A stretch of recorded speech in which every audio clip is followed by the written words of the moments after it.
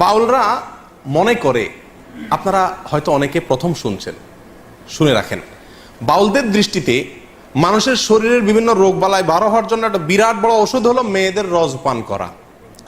নাউজুবিল্লাহ নাউজুবিল্লাহ আস্তাগফিরুল্লাহ আস্তাগফিরুল্লাহ। হুজুর, এগুলি আপনার মুখ দিয়ে কি কোন? আপনার মুখ দিয়ে এই সমস্ত কথাবার্তা শুনতেই তো আমার শরম লাগতেছে। আপনার মতো একজন আলেমের মুখ দিয়ে কি এই সমস্ত কথাবার্তা বাইরে হয়? আস্তাগফিরুল্লাহ আস্তাগফিরুল্লাহ। রজ বুঝেন কি?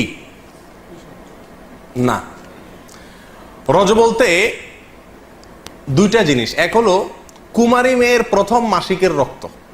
হুজুর, এই সমস্ত কথা আপনার মুখ দিয়ে কইতে আপনার একটুও বাজে না? আপনার শরমও লাগে না একটু? আমার তো হুন্নে শরম করতেছে। আপনি কি বা কই নিতে কথাবার্তা? এই রজ এটা পান করলে কোনো রোগ বালাই আর শরীরে থাকে না, এটা বাউলদের বিশ্বাস।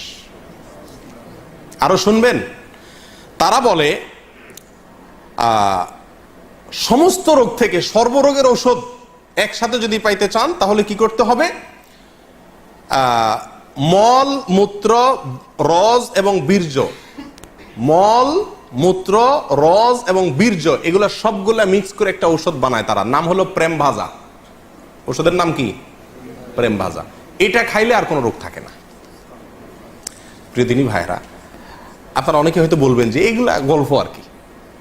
আপনি আল্লাহি বাস্তবতা খবর নিয়ে দেখেন, আর খবর নেওয়ার দরকার না, আমি আপনাকে বই পুস্তক থেকে বলছি, তাদের বই পুস্তক থেকে, তাদের ধর্মগ্রন্থ থেকে। আবার ধর্মটা কি? কের বাউলের ধর্মটা? বাউল কোন বাউল দেখছেন আপনি অন্য ধর্ম পালন করতে? বাউলরা দেখছি নামাজ পড়ে, ফাঁস ওয়াক্ত এরা ইসলাম ধর্ম পালন করে। কত বাউল আছে হিন্দু, কত বাউল আছে অন্যান্য ধর্মের। তা বাউলরা কি আলাদা কোনো ধর্ম আছে? বেড়াইলে নামটা কোন ধর্মের?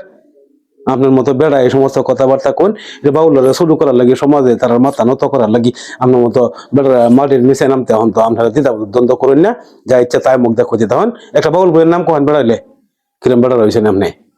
এই ধরনের কথাবার্তা আর কন্যা যে কোনোদিন